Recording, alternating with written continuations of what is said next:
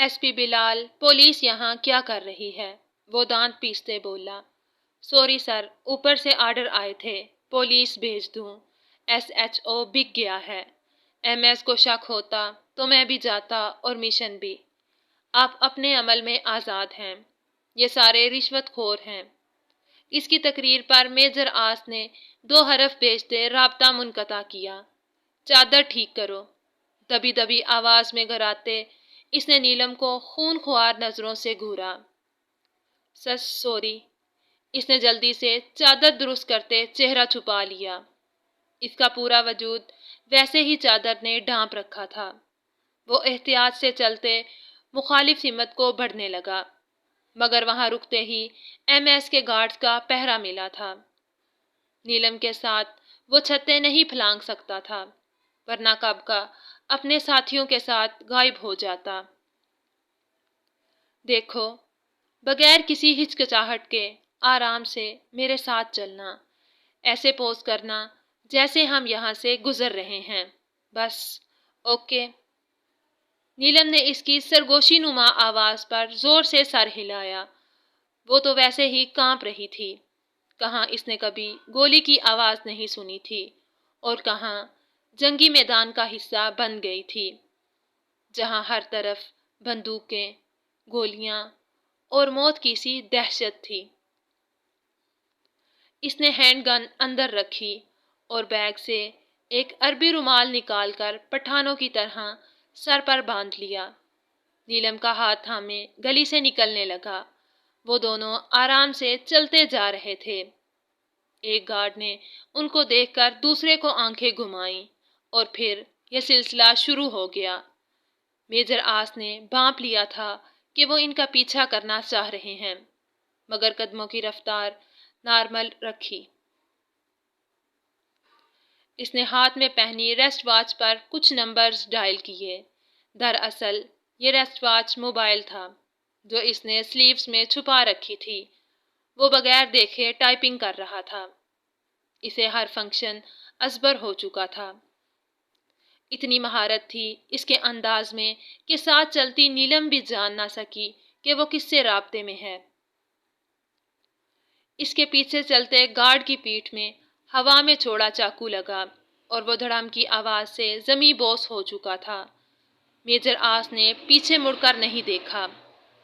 اسے پتا تھا کہ یہ کس نے کیا ہے۔ چیخ کی آواز پر نیلم نے پیچھے مڑنا چاہا تو میجر آس نے اس کا نازک مومی ہاتھ بے دردی سے مروڑا۔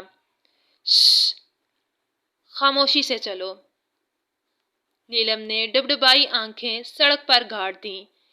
اسے اپنے پیچھے 2 اور مختلف آوازوں میں چیخیں سنائی دیں۔ 2-3 گارڈز ڈھیر ہو چکے تھے۔ سر آگے پولیس ہے۔ اس کے ایئر فون میں ایجنسی کے کارکن کی آواز ابھری۔ سر ٹرنڈ لیفٹ۔ اس کی ہدایت پر میجر آس مڑ گیا، اور اسی طرح چند گلیاں مڑنے اور اپنے کارکنوں کی ہدایت پر وہ نیلم کو لیتا دور نکلتا گیا، اور پیچھے وہ پولیس اور گارڈز کو اپنے ساتھ مصروف رکھنے میں کامیاب رہے۔ ایک کارکن کو گولی لگی تھی گھٹنے میں، مگر وہ ان کے بحفاظت نکل جانے پر سکون میں تھے۔ یہ گولیاں تو جیسے اب ان کی خوراک ہو چکی تھیں۔ سڑک کے کنارے ہی bulletproof Toyota Land Cruiser کھڑی تھی۔ اس کے پاس ہی ایک آدمی عام شلوار سوٹ میں ملبوس نشے میں لگ رہا تھا۔ اس کے ایک ہاتھ میں جلتا ہوا سگریٹ تھا۔ گپ اندھیرا تھا گلی میں، مگر سڑک کے آخری سرے پر اسٹریٹ لائٹس کی روشنی کے ساتھ اکا دکا لوگ بھی موجود تھے۔ جب وہ پاس پہنچا تو نشے والا آدمی اٹھا اور اس کے پاس آیا۔ ایسے پوز کرنے لگا جیسے اس سے بھیک مانگ رہا ہو، مگر اس نے میجر آس کو کیز تھمائی تھی۔ ابھی وہ مڑنے ہی لگا تھا کہ کسی نے اس کی گردن میں پیچھے سے بازو ڈال دیا۔ میجر آس نے فوری طور پر اپنا ریولور نکالا۔ نیلم کار کے پاس کھڑی ہی کانپ رہی تھی۔ پولیس وردی میں ملبوس اس بندے نے نشے والے آدمی کو دبوچ رکھا تھا۔ اس کے پیچھے ہی 2 اور پولیس مین اور 3 گارڈز بھی موجود تھے۔ اب فائر کرنے کے سوا کوئی چارہ نہ تھا۔ اس نے بلٹ پستول کی نالی سے آزاد کر دی۔ فضا فائر کی آواز سے گونج اٹھی تھی۔ 1 نہیں، 2 نہیں، لگاتار یہ میوزک بجتا جا رہا تھا۔ میجر آس نے تھر تھر کانپتے اس کے وجود کو دیکھا۔ شش! سامنے مت دیکھنا۔ اس سے پہلے کہ نیلم سڑک کا ہولناک منظر دیکھ کر فلک شگاف چیخ مارتے بے ہوش ہوتی، میجر آس نے اس کے پنکھڑی لبوں پر مضبوط ہاتھ رکھتے ہدایت دی۔ اس کے بھرپور مردانہ وجود کے سامنے آتے ہی سڑک کا منظر چھپ گیا تھا، مگر وہ اب تک ہوش و دہشت کے حصار میں تھی۔ آنکھوں کی پتلیوں کے سائز میں بھی اضافہ ہو چکا تھا۔ اس نے دھیرے سے ہاتھ ہٹاتے اس کو بازو سے تھاما اور گھوم کر ڈرائیونگ کی سیٹ کے ساتھ والی سیٹ کے طرف لے آیا۔ اس گھومنے کے چکر میں نیلم نے سڑک پر پڑی 4 لاشیں دیکھ لی تھی۔ گارڈز کے سر مڑے پڑے تھے، وردیاں پھٹ چکی تھی۔ ایک حوالدار کے سر کے درمیان میں گولی لگی تھی، وہاں سے سیاہی مائل خون کا دریا بہہ رہا تھا۔ سارا روڈ اس مادے سے رنگ چکا تھا۔ نیلم کا دل آنکھوں میں دھڑکنے لگا تھا۔ اس کو لگا ابھی اسے ابکائی آ جائے گی۔ میجر آس نے اسے ڈرائیونگ سیٹ کے ساتھ والی پیسنجر سیٹ پر دھکیلا اور دوسری جانب سے آتے ڈرائیونگ سیٹ سنبھال لی۔ اس کے ساتھی جا چکے تھے۔ غداروں میں سے 2 اپنی دردناک موت تک جا پہنچے تھے۔ قانون کے رکھوالے ہی جب قانون کی دچیاں بکھیرنے لگ جائیں، رشوت خور بن جائیں، تو ان کا یہی انجام ہوتا ہے۔ ان کے گھر والے کہیں رشوت کے پیسوں سے اے سی کی ٹھنڈک میں سکون کی نیند سو رہے ہوں گے۔ ٹائیگر، ہمارا دل گھبرا رہا ہے۔ ابھی اس نے گاڑی صاف روڈ پر ڈالی ہی تھی کہ وہ برا سا منہ بنا کر بولی، بی بریو۔ اس نے یک لفظی جواب دیا، ہمارا دل خراب ہو رہا ہے، ہمیں وامٹنگ۔ اس کی بات ابھی ادھوری ہی تھی کہ میجر آس نے فوراً بریک لگائی۔ تمہیں اسی لیے منع کیا تھا کہ مت دیکھنا سڑک پر۔ اس نے جھنجھلاتے ہوئے بولتے ہوئے پچھلی سیٹ پر پڑی پانی کی بوتل اٹھا کر اسے پکڑائی۔ یہ لو پانی کی بوتل، یہ لو پانی پیو۔ نیلم نے بوتل تھام کر پانی پیا۔ ہمارا دل بند ہوا جا رہا ہے۔ کتنے گندے ہیں آپ لوگ، بے رحم، پتھر دل۔ اس کا دل واقعہ ہی خراب ہو چکا تھا۔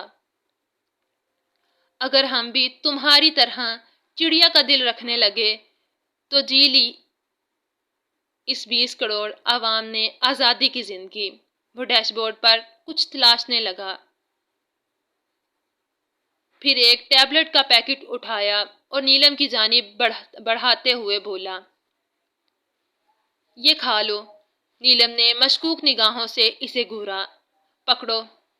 نیلم نے خاموشی سے ٹیبلٹ پانی کے ساتھ نگل لی۔ Good girl. میجر آس نے کار پھر سے اسٹارٹ کر دی۔ اف ٹائیگر، اب ہمیں بھوک لگ رہی ہے، بہت زور کی بھوک لگ رہی ہے۔ اس نے پیٹ پر ہاتھ رکھتے کہا۔ اس کے منہ کے زاویے ایسے تھے کہ میجر آس کے یاقوتی لبوں پر مسکراہٹ مچل مچل گئی۔ یہاں سے ہمارا گھر آتا ہے۔ اچانک بازار سے گزرتے اس نے کار ونڈو سے جھانکتے کہا، جس کی بلیک کھڑکیوں سے بمشکل ہی باہر کا منظر دکھائی دے رہا تھا۔ ہمیں ہمارے گھر چھوڑ دیں، آپی، بابا سے ملنا ہے ہمیں آپ کے ساتھ نہیں جانا۔ اچانک وہ اس کا بازو تھام کر کار رکوانے لگی۔ Shut up! اتنی ڈھیٹ ہو تم کہ میڈیسن بھی اثر نہیں کر رہی تم پر۔ وہ جھنجھلا کر اس کے ہاتھ جھٹکتے بولا، کون سی میڈیسن دی ہے آپ نے ہمیں؟ اس کی صدمے سے بھرپور آواز آئی، اف، بھوک سے ہمارے پیٹ میں درد۔ اس کی آنکھوں کے آگے اندھیرا چھانے لگا اور پھر وہ لڑکھڑا کر سیٹ پر گر سی گئی۔ اب کم از کم 2-2.5 گھنٹے سکون رہے گا۔ میجر آس کی ہلکی آواز نے اے سی کی ٹھنڈک میں لو دی تھی۔ آج جسے چپ کروا دیا ہے بے دردی سے، کبھی تمہیں اس کا تکلم یاد آئے گا از خود۔ گپ اندھیرے میں صرف قدموں کی چاپ سنائی دے رہی تھی، اور یہ آواز اب فاصلہ سمیٹے قریب چلے آ رہی تھی، ہر قسم کی زنجیروں سے آزاد، مگر دیواروں میں قید۔ وہ قیدی اس آواز پر کان دھرنے آنے والے کا منتظر تھا۔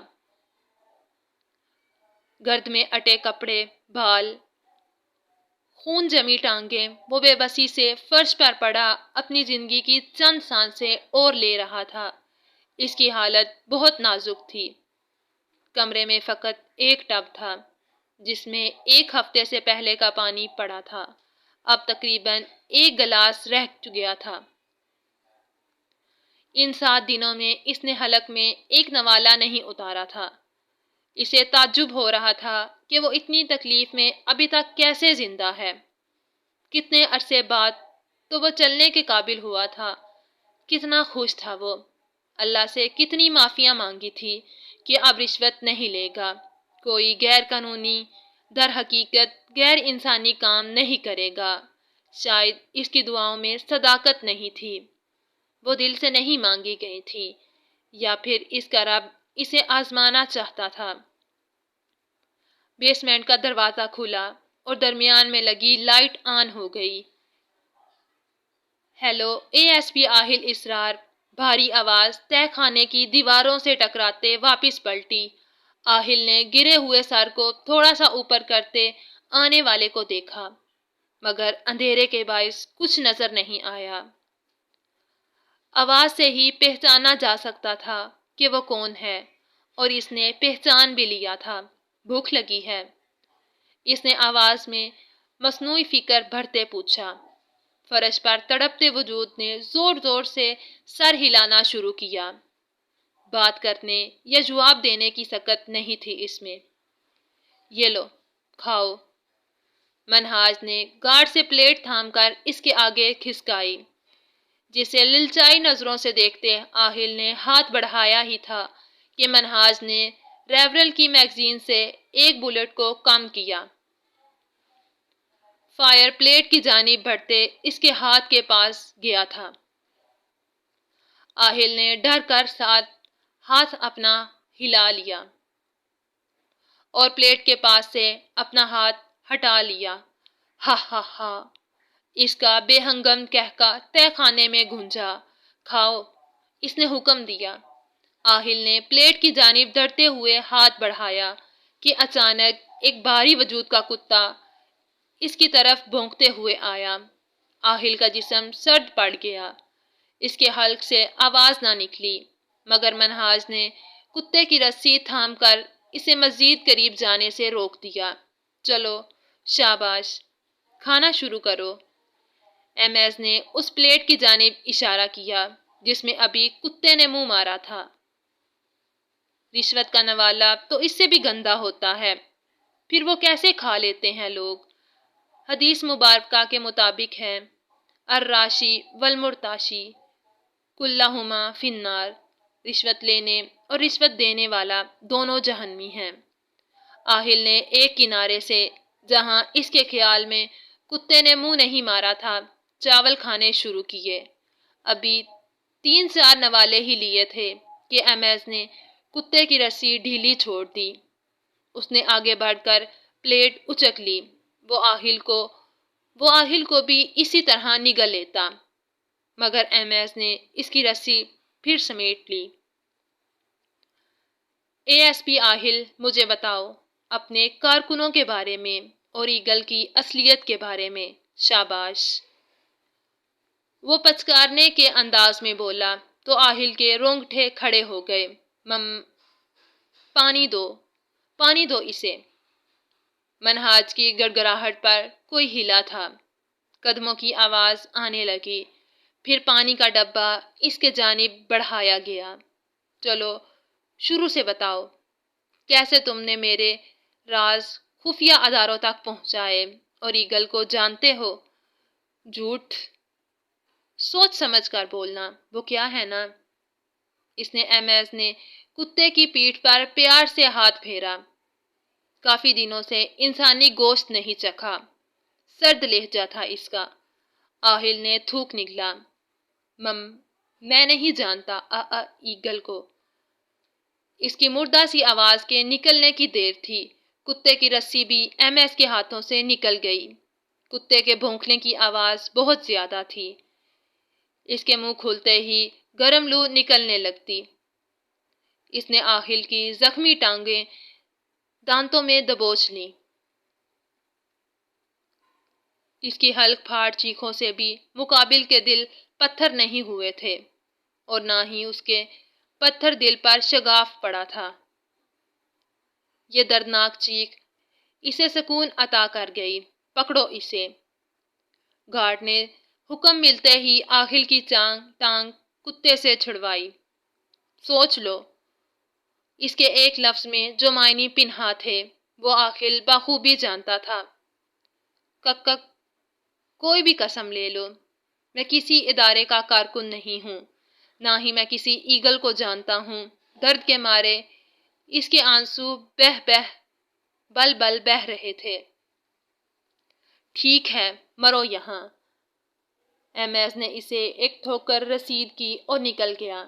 جب تک یہ تہ خانے سے باہر نکلا تھا، اور جب تک یہ طے نہیں ہو جاتا کہ وہ اس کے خلاف کسی ایجنسی کا ساتھ دے رہا تھا، وہ اسے نہیں مار سکتا تھا۔ اس کے نکلتے ہی گارڈ کتے کی رسی تھامے اس کے پیچھے ہی باہر نکل گیا اور لوہے کے بھاری دروازے پر تالے ڈال دیے۔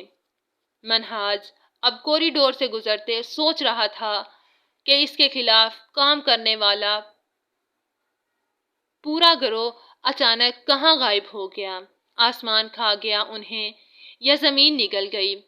شاکر کے دیے فنگر پرنٹس بھی کسی گارڈ کے فنگر پرنٹ سے میچ نہیں ہوئے تھے۔ کراچی سے اس نے گاڑی موٹر وے پر ڈالنے کے لیے پہلے پاس لیا۔ بڑی گاڑی ہونے کے باعث پاس کے چارجز زیادہ لگے تھے۔ اب اس کی لینڈ کروزرز موٹر وے پر دھول اڑا رہی تھی۔ اس کی کنڈیشن اتنی اچھی نہ تھی، مگر ہمت کرے انسان تو کیا نہیں ہو سکتا۔ اب گاڑی نوری آباد میں داخل ہو چکی تھی۔ یہ علاقہ زیادہ تر فیکٹریوں کے گھیرے میں تھا۔ اسے انڈسٹریل ایریا بھی کہا جاتا ہے۔ یہاں سے اب موٹر وے پر پاس کی ادائیگی کے بعد کار آگے بڑھا لی۔ اب تک تو نیلم کو ہوش آ جانا چاہیے تھا، مگر وہ بے سدھ پڑی تھی۔ اتنی نزاکت اس کے سپید چہرے کی جانب دیکھتے وہ بڑبڑایا۔ ٹائیگر فارم ہاؤس کے بیسمنٹ میں اے ایس پی آہل اسرار قید ہے۔ منہاج کو لگتا ہے کہ وہ ہمارے ادارے کا کارکن ہے یا ہم سے ملا ہوا ہے۔ تم میں سے کون گیا تھا وہاں؟ اس نے کار کی سپیڈ بڑھا دی۔ یہ اس کے اندر اٹھتے ابال کا نتیجہ تھا۔ میں خود گیا تھا، انس نے بتایا۔ تمہیں نہیں جانا چاہیے تھا، میری اجازت کے بغیر۔ Sorry sir. وہ اس کا جملہ مکمل ہونے سے پہلے ہی معذرت کر گیا۔ اس کی یہی عادت تو میجر آس کو مجبور کر دیتی تھی۔ اس کا گرویدہ ہو جاتا تھا وہ۔ ہیڈ کوارٹر سے کیا آرڈر آئے ہیں؟ اور دوسری کار کہاں ہے؟ اس نے اگلا سوال کیا۔ سر، آپ نیلم کو لے کر نواب شاہ پہنچ جائیں۔ فی الحال یہی آرڈر ہیں، انس نے آگاہ کیا۔ ابھی ہیڈ کوارٹر رابطہ کرنا میجر آس کے لیے خطرناک ثابت ہو سکتا تھا۔ منہاج سے کوئی بھی امید کی جا سکتی تھی۔ اور کار حالہ پر ملے گی آپ لوگوں کو۔ تمہیں کیا لگتا ہے منہاج کو نیلم کی وہاں موجودگی کا پتہ چل گیا ہے؟ سوری ٹائیگر، اس بارے میں کچھ کہا نہیں جا سکتا۔ باقی سب کیسے ہیں؟ اس کے لہجے میں اپنے ساتھیوں کے لیے فکر مندی تھی۔ سر، ایجنٹ 42 کو ایک گولی لگی ہے۔ but he is fine now. انس نے کہا، اوکے، مجھ سے رابطے میں رہنا اور ہوشیاری سے آہل کی پشت پناہی کرتے رہنا، منہاج اسے کوئی نقصان نہ پہنچائے، اور پتہ لگاؤ کہ اسے نیلم کی موت کا کتنا یقین ہے، اور ہاں، شاکر کا سیل فون نمبر حاصل کر کے ہیڈ کوارٹر رپورٹ سینڈ کرو۔ شاید اس کے موبائل ڈیٹا تک رسائی ممکن ہو جائے۔ حیرت کی بات ہے، اس کے پاس سعودیہ کا پاسپورٹ کیسے آیا؟ بہت تیز اور شاطر دماغ ہے وہ، تم ہوشیار رہنا۔ وہ تیز تیز بول رہا تھا جب اچانک نیلم کے وجود میں جنبش پیدا ہوئی تو اس نے رابطہ منقطع کیا۔ کراچی سے اب حیدرآباد آ چکا تھا۔ اسے ڈرائیو کرتے 2.5 گھنٹے گزر چکے تھے۔ موٹر وے M9 کے اختتام پر تقریباً 25 کلومیٹر بعد مٹیاری آتا تھا۔ ہم اتنی دیر سوتے رہے، ہم کہاں جا رہے ہیں؟ اس نے میجر آج سے سوال کیا۔ نواب شاہ۔ اس کا فوکس ڈرائیونگ پر تھا، مگر کیوں؟ وہ سیدھی ہو بیٹھی، نظریں میجر آس کے چہرے کا طواف کر رہی تھی۔ تمہاری وجہ سے۔ پھر ٹکا سا جواب آیا۔ آپ کبھی سیدھے منہ بھی بات کر لیا کریں۔ وہ چڑ گئی۔ تمہیں کس نے کہا ہے کہ مجھ سے بات کرو؟ میجر آس نے ایک نظر اس پر ڈالتے پھر سے سامنے دیکھنا شروع کر دیا۔ بھوک لگ رہی ہے ہمیں۔ اس نے میجر آس کی بات یکسر نظر انداز کر دی۔ کچھ دیر صبر کر لیں، ابھی ہم حالہ پر رکیں گے، وہاں سے کچھ کھا لیجئے گا۔ اس کا انداز پھر سے پروفیشنل ہو گیا۔ اس انداز میں ہم سے بات مت کیا کریں۔ وہ سینے پر ہاتھ باندھتی ونڈ اسکرین کی طرف دیکھنے لگی۔ میجر آس نے فقط کاندھے اچکانے پر ہی اکتفا کیا تھا۔ کچھ دیر بعد اس نے کار روک دی۔ ابھی تک وہ نیشنل ہائی وے پر تھے۔ موٹر وے پولیس نے کار کے کاغذات وغیرہ چیک کیے تھے،